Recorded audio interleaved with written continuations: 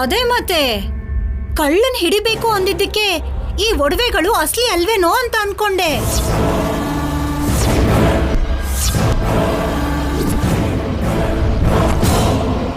ಅಸಲಿ ಒಡವೆಗಳಲ್ಲ ಅಂದಿದ್ರೆ ನೀನ್ ಬದುಕಕ್ ಬಿಡ್ತಿದ್ಯಾ ದಮಯಂತಿ? ಪ್ರಾಣ ತೆಗೆದು ಬಿಡ್ತಿದ್ದೆ. ನಿಮ್ಗದ್ರ ಅವಶ್ಯಕತೆ ಇಲ್ಲ ಬಿಡಿಯತ್ತೆ. ಬೇಕಾದ್ರೆ ನೀವೇ ನೋಡ್ಕೊಳ್ಳಿ. ಅಸ್ಲಿ ಒಡವೆ ಆಗಿರೋದಕ್ಕೆ ಎಷ್ಟು ಚೆನ್ನಾಗಿ ಕಾಣಿಸ್ತಾ ಇದೆ.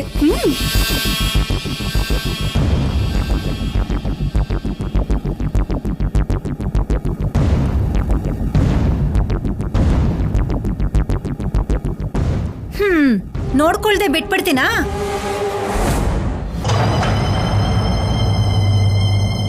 ಹಾ, ನೋಡ್ಕೊಂಡಿದ್ದಾಯ್ತು ಬಿಡು.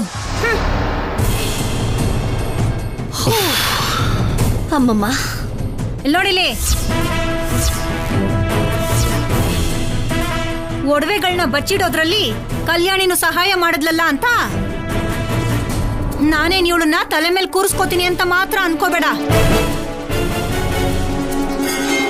ಈ ದಮಯಂತಿ ಇಂಥ ಸಣ್ಣ ಪುಟ್ಟ ವಿಷಯಗಳಿಗೆ ಕರ್ಗೋಳಲ್ಲ.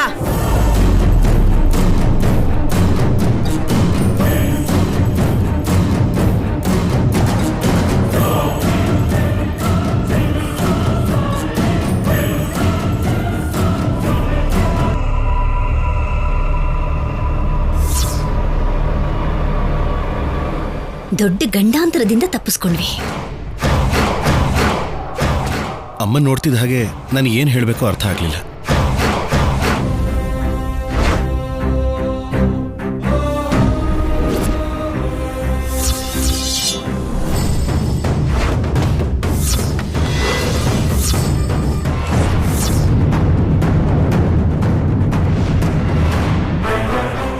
ಏನ್ ಸಂಪದ, ಯಾರ ಬಗ್ಗೆ ಮಾತಾಡ್ತಿದೀವೋ ಅಂತ ನೋಡ್ತಿದ್ಯಾ? ನಿನ್ ಬಗ್ಗೆನೆ. ನನ್ ಬಗ್ಗೆನಾ? ಮತ್ತೆ ನಮ್ಗಿನ್ನೇನ್ ವಿಷಯ ಇರುತ್ತೆ? ಪಾಪ ನಿಮ್ಮತ್ತೆ ನಿನ್ನನ್ನ ನೆತ್ತಿ ಮೇಲಿಟ್ಕೊಂಡು ಒಂದೊಂದ್ಸಲ ಕಾಲ್ ಕೆಳಗೆ ಹಾಕೊಂಡು ತುಳಿತಾ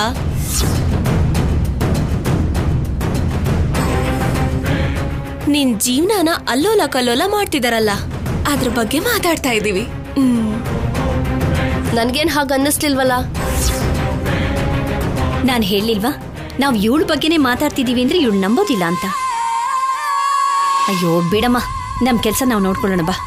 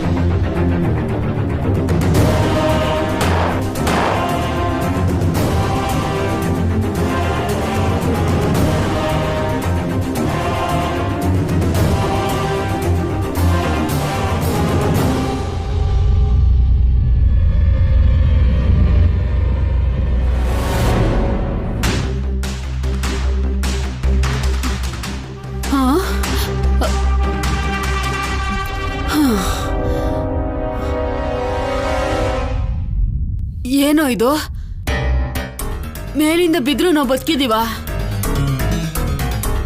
ಇಲ್ಲ ನರ್ಕದಲ್ಲಿ ಬಂದು ಬಿದ್ದಿದೀವ?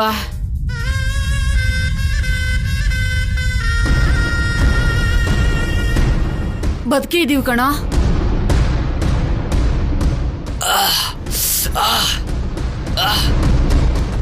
ಏನೋ ಏಟೇನಾದ್ರೂ ಆಗಿದ್ಯಾ? ಏಟಾದ್ರೆ ಏನೋ ಔಷಧಿ ಹಾಕೊಂಡ್ರೆ ಕಡಿಮೆ ಆಗುತ್ತೆ, ಆದ್ರೆ ನಾವು ಬದುಕಿದೀವಲ್ಲ ಅಷ್ಟೇ ಸಾಕು.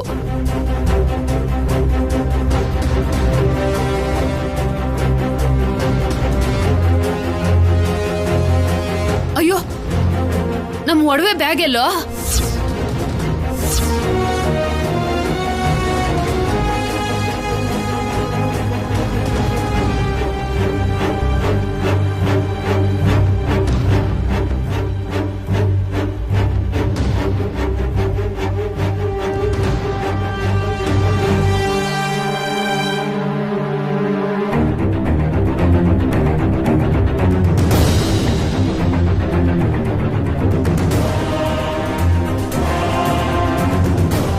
ಅಯ್ಯೋ ಅಯ್ಯೋ, ಆ ಒಡವೆಗಳಿಂದ ಆಯ ಆಗಿರ್ಬೋದು ಅಂತ ಅಷ್ಟು ಎತ್ತರದಿಂದ ಕೆಳಗ್ ಬಿದ್ರೆ ಆ ಒಡವೆನೆ ಕಾಣಿಸ್ತಾ ಇಲ್ವಲ್ಲೋ?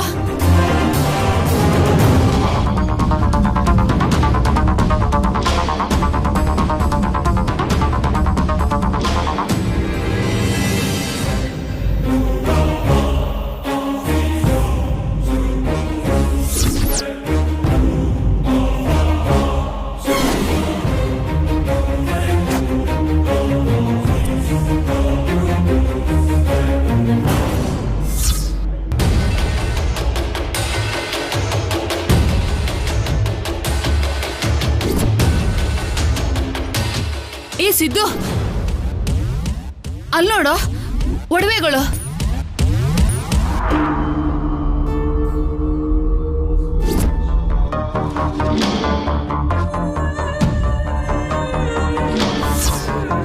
ಅಲ್ಲಿದೆ ನೋಡು. ಸದ್ಯ ಇಲ್ಲೇ ಇದೆಯಾ? ಹೋಗ್ಲಿ ಬಿಡು, ಜೀವನೇ ಹೋದಾಗಿತ್ತು ನನ್ಗೆ. ಅಮ್ಮ ಬರೋ, ಕೊಡಿಲಿ.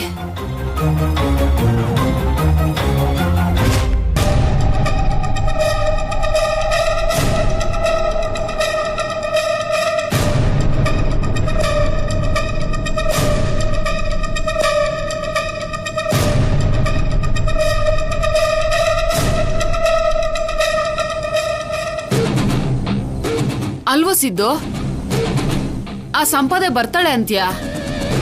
ಯಾವಾಗ ಬರ್ತಾಳೆ? ಹೇಗ್ ಬರ್ತಾಳೆ? ಫೋನ್ ಮಾಡಿದ್ರೆ ಬರ್ತಾಳಮ್ಮ.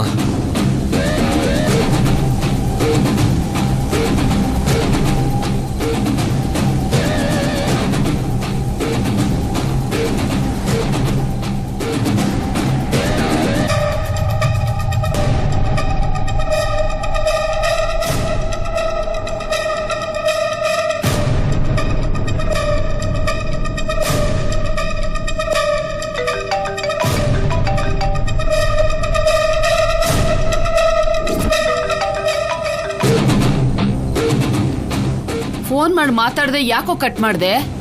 ಸಂಪದ ಎಲ್ರ ಜೊತೆ ಇದ್ರೆ ಯಾರ್ದು ಈ ನಂಬರ್ ಅಂತ ಪಕ್ಕಕ್ಕೆ ಬರ್ತಾಳೆ, ಅದಕ್ಕೆ. ಯಾರ್ದು ಈ ನಂಬರ್? ಮಿಸ್ಡ್ ಕಾಲ್ ಬಂತು ಅಂದ್ರೆ ಸಿದ್ದು ಏನಾದ್ರೂ ಫೋನ್ ಮಾಡಿದ್ನಾ?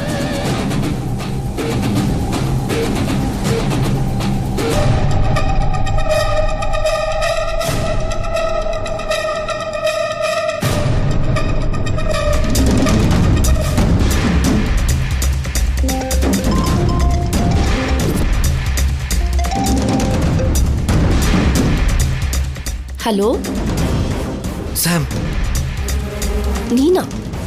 ನಿನಗೋಸ್ಕರ ರಾತ್ರಿ ಎಲ್ಲ ಹುಚ್ಚಿ ಹಾಗೆ ಆ ನಂಬರ್ಗೆ ಟ್ರೈ ಮಾಡ್ತಾ ಇದ್ದೀನಿ ಗೊತ್ತಾ?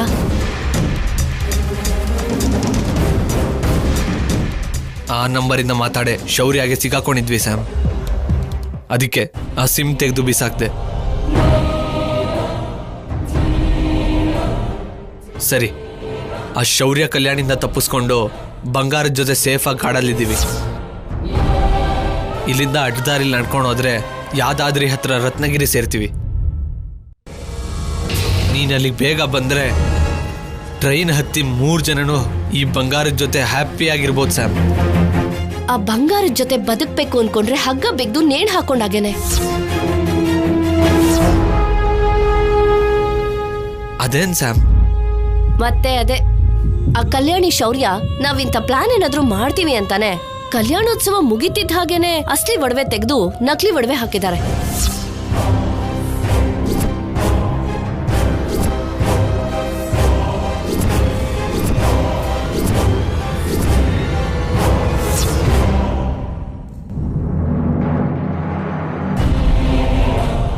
ಈ ಒಡವೆಗಳನ್ನು ತಗೊಂಡ್ ಬರೋಕೆ ನೀವೆಲ್ಲ ಹೋಯ್ತು ಅಂತ ನೋವು ಪಡ್ತಾ ಇದ್ದೀರಲ್ಲ, ಅದೇ ಒಡವೆಗಳು.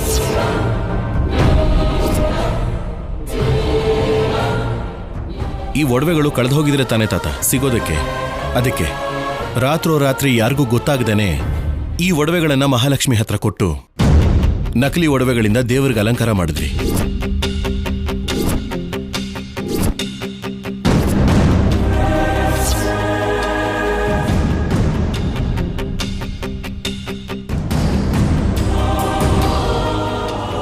ಈ ಒಡವೆ ಎಲ್ಲ ನಕಲಿ ಒಡವೆಗಳ?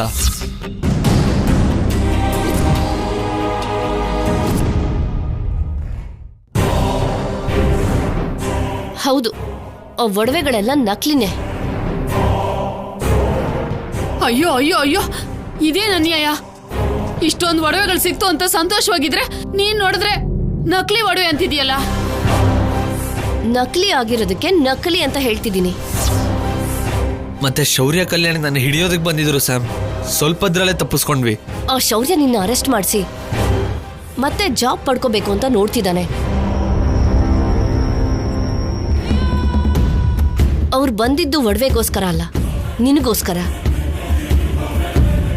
ಅಸ್ಲಿ ಒಡವೆ ಎಲ್ಲ ಆ ಮಹಾಲಕ್ಷ್ಮಿ ಹತ್ರ ಕೊಟ್ಟು ರಾತ್ರಿ ಮನೆಗೆ ತಗೊಂಡ್ ಬಂದ್ರು. ಆ ಮಹಾಲಕ್ಷ್ಮಿನೇ ಬಂದು ಆ ವಿಷಯ ಹೇಳೋವರೆಗೂ ನನಗೆ ಆ ವಿಷಯ ಅರ್ಥ ಆಗ್ಲಿಲ್ಲ. ನನ್ನ ಮೈಂಡ್ ಕೆಲಸ ಮಾಡ್ತಿಲ್ಲ ಸ್ಯಾಮ್. ನಾನು ಮತ್ತೆ ಕಾಲ್ ಮಾಡ್ತೀನಿ.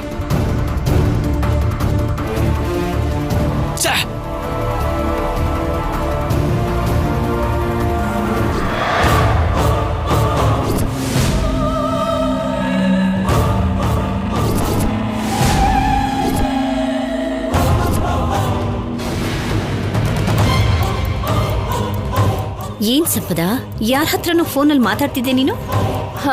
ತಾತ,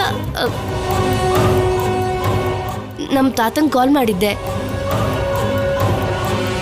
ತಾತನ ಆರೋಗ್ಯ ಹೇಗಿದ್ಯೋ ಏನೋ ತಿಳ್ಕೊಳ್ಳೋಣ ಅಂತ. ಹೌದಾ?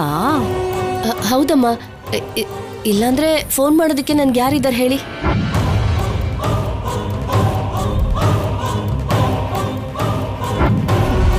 ನೀನ್ ಯಾಕೆ ಟೆನ್ಷನ್ ಮಾಡ್ಕೋತಿದ್ಯಾ ಅಂತ ನಮಗ್ ಗೊತ್ತು ಸಂಪದ.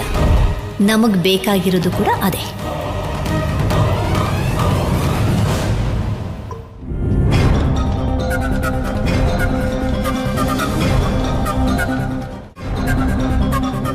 ದಮಯಂತಿ, ಹೋಗಿರೋ ಒಡವೆಗಳು ಸಿಕ್ಕಿವೆ ಅನ್ನೋ ಸಂತೋಷದಲ್ಲಿ ಆ ಒಡವೆನ ಬಿಡೋದಿಲ್ಲ ಅಲ್ವಾ ಅತ್ತೆಮ್ಮ? ಹಾಗಂತ ಮನೇಲಿ ಇಟ್ಕೋತಾಳ ಅವಳು? ದಮಯಂತಿ, ದಮಯಂತಿ! ಏನಮ್ಮ? ಒಡವೆನೆಲ್ಲ ಶೌರ್ಯ ಲಾಕರಲ್ಲಿ ಇಡ್ತಿದ್ದಾನೆ. ನಿನ್ನ ಹತ್ರ ಇರೋ ಬಂಗಾರನ ಕೊಡು.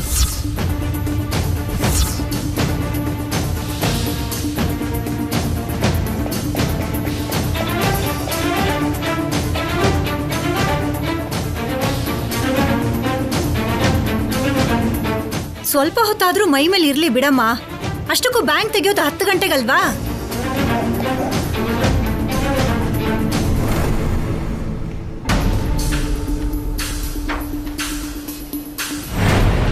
ಸಂಪದ, ಮತ್ತೆ ಒಡವೆಗಳನ್ನ ಲಾಕರಲ್ಲಿಡೋ ಪ್ರಯತ್ನ ನಡೀತಿದೆ. ಲಾಕರ್ ಒಳಗೆ ಹೋಗ್ಬಿಟ್ರೆ ನಾವು ಆ ಒಡವೆಗಳ ಮೇಲಿಟ್ಟಿರೋ ಆಸೆ ಬಿಟ್ಬಿಡ್ಬೇಕು.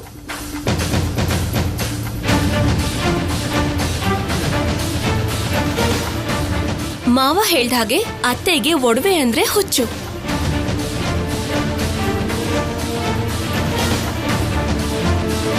ಸ್ವಲ್ಪ ಹೊತ್ತು ಹಾಕೊಂಡಿರ್ಲಿ ಬಿಡಿ, ಅದಕ್ಕೇನಂತೆ, ಮಧ್ಯಾಹ್ನ ತಗೊಂಡು ಹೋಗಿ ಲಾಕರಲ್ಲಿ ಇಟ್ರಾಯ್ತು.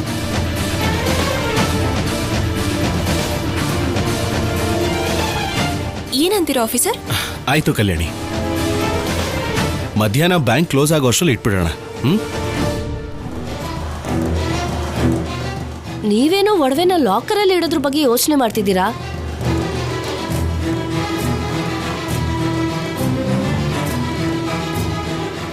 ಆದ್ರೆ ಆ ಒಡವೆ ಬಗ್ಗೆ ಅತ್ತೆ ಎಷ್ಟು ನೋವು ಪಟ್ಟಿದ್ರು ಅಂತ ನನಗ್ ಗೊತ್ತು.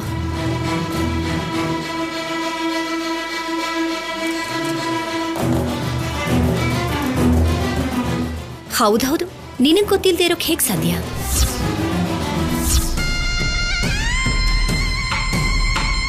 ಅದಕ್ಕೆ ಅತ್ತೆಯವ್ರ ಒಡವೆ ಸಿಕ್ಕಿದ್ರೆ ವೈಭವಲಕ್ಷ್ಮಿ ಅಮ್ಮನವ್ರಿಗೆ ಅದನ್ನ ಅಲಂಕಾರ ಮಾಡಿ ಪೂಜೆ ಮಾಡ್ತೀನಿ ಅಂತ ಹರಕೆ ಹೊತ್ಕೊಂಡಿದ್ದೀನಿ.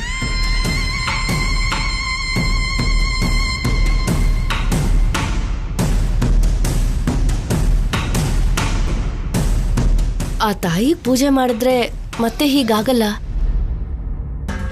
ಏನಂದೆ? ನನ್ನ ಒಡವೆಗಳ ಬಗ್ಗೆ ನೀನ್ ಹರಕೆ ಹೊತ್ಕೊಂಡಿದ್ದ? ನೀನ್ ಯಾರೇ ಹರಕೆ ಹೊರಕ್ಕೆ?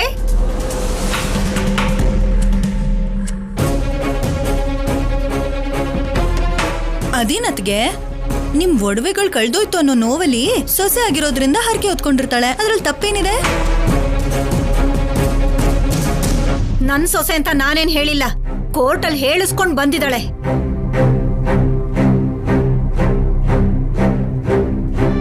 ಬಂದವಳು ಬಂದ್ ಹಾಗಿರ್ಬೇಕೆ ಹೊರತು ನನ್ನ ಒಡವೆಗಳ ಬಗ್ಗೆ ಇವ್ರ ಒಡವೆಗಳ ಬಗ್ಗೆ ಇವಳು ಯಾಕೆ ಹರಕೆ ಹೊರಬೇಕು?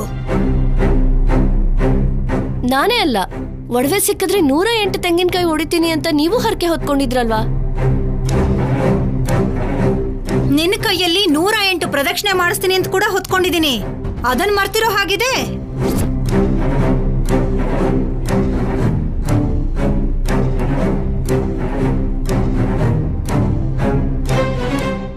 ಅಷ್ಟಕ್ಕೂ ಒಡವೆ ಹೋಯ್ತಲ್ಲ ಅಂತ ಹಾಗ ಅನ್ಕೊಂಡಿದ್ದೆ ಹೊರತು ಮುನ್ನೆಚ್ಚರಿಕೆಯಲ್ಲಿ ನನ್ನ ಮಗ ಅದನ್ನ ಎತ್ತಿಟ್ಟಿದ್ದ.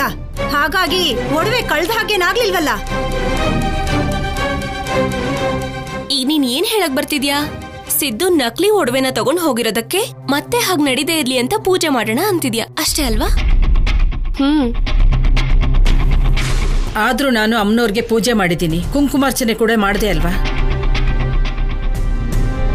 ನೀವು ಮಾಡಿದ್ರೆ ಅತ್ತೆ ಮಾಡ್ದಾಗಲ್ಲ ಅಲ್ವಾ?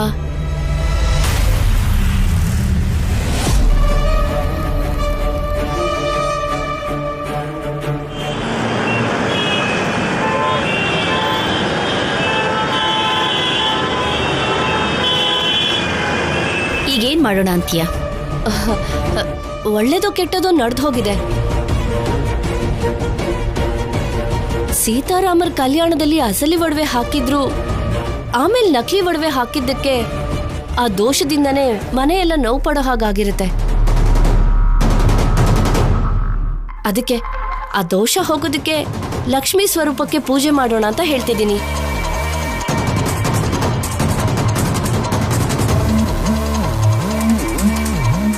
ಹೌದು ಶೌರ್ಯ, ಸಂಪದೆ ಹೇಳ್ತಿರೋದು ಕೂಡ ನಿಜನೇ ಅಲ್ವಾ? ನನಗೂ ಹಾಗೆ ಅನಿಸ್ತಿದೆ.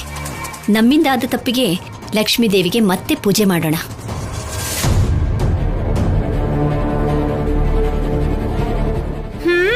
ಇವಳು ಹೇಳೋದು ನೀವದನ್ನ ಮಾಡೋಣ ಅನ್ನೋದು ಚೆನ್ನಾಗಿದೆ.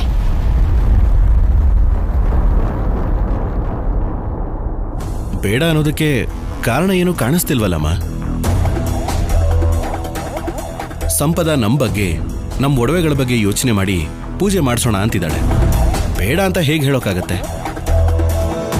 ಸರಿ, ದೇವ್ರ ವಿಷಯ ಆಗಿರೋದಕ್ಕೆ ಬೇಡ ಅನ್ನೋದು ಯಾಕೆ? ಹಾಗೆ ಮಾಡಿ. ಏನ್ರಿ, ನಮ್ ಪುರೋಹಿತರಿಗೆ ಹೇಳಿ ಕಳಿಸಿ. ಈ ಸಲ ಅವರು ಇವರು ಅಲ್ಲ ಅಜ್ಜಿ,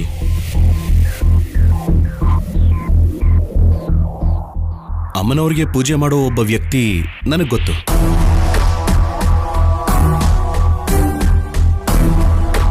ಅವರು ಪೂಜೆ ಮಾಡಿದ್ರೆ ಅಮ್ಮನವರು ಒಲಿತಾರಂತೆ.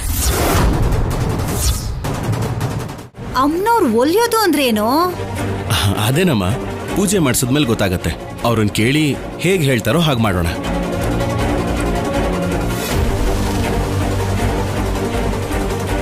ನನ್ನ ಮಾತಿಗಿಲ್ಲ ಅಂದೆ ಒಪ್ಕೊಂಡಿದ್ದಕ್ಕೆ ಥ್ಯಾಂಕ್ ಯು ಶೌರ್ಯ.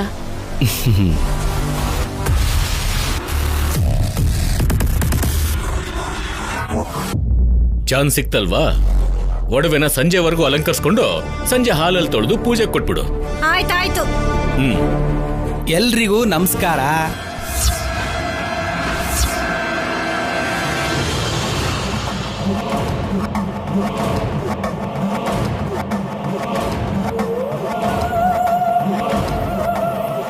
ಏನು ದೇವಸ್ಥಾನದಲ್ಲಿ ದೀಪದ ಹಾಗೆ ಬೆಳಗ್ತಿದ್ದ ನಿಮ್ಮ ಮುಖಗಳು ಈಗ ಬಾಡೋಗಿದೆಯಲ್ಲ, ಯಾಕೆ? ಏನಾಯ್ತಮ್ಮ?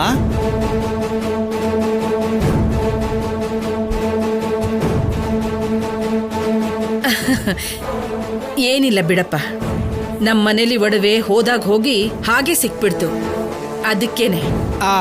ಸಿಕ್ತಲ್ವಾ? ಅಬ್ಬಾ, ಆದ್ರೂ ದೇವಾಲಯ ತರ ಇರೋ ನಿಮ್ಮ ಮನೇಲಿ ಕಳ್ಳತನ ಮಾಡಿರೋ ಆ ಪಾಪಿಷ್ಟ ಯಾರಮ್ಮ?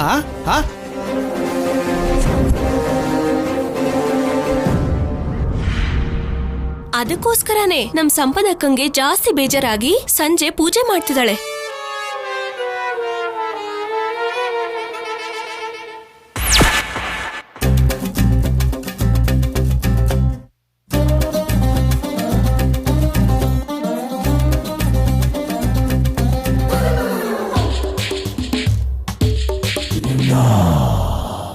ಅತ್ತೆ ಮನೆ ಕಷ್ಟಗಳನ್ನೆಲ್ಲ ನೋಡಿ ಮನೆಯಲ್ಲಿ ಪೂಜೆ ಮಾಡ್ತೀನಿ ಅಂತ ಹೇಳಿದ್ಯಲ್ಲ, ಇಲ್ಲಿ ಟಚ್ ಮಾಡ್ದಿಯಮ್ಮ ನೀನು.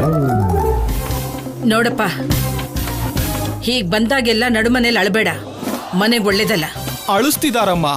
ನಿಮ್ಮ ಪ್ರೀತಿಯ ಅಭಿಮಾನಗಳಿಂದ ನನ್ನ ಹೃದಯನ ನೀರ್ನಲ್ಲಿ ಹಿಂಡಿದ ಟವೆಲ್ ತರ ಹಿಂಡ್ತಾ ಇದಾರ ತಾಯಿ. ನಾನೇನ್ ಮಾಡ್ಲಿ?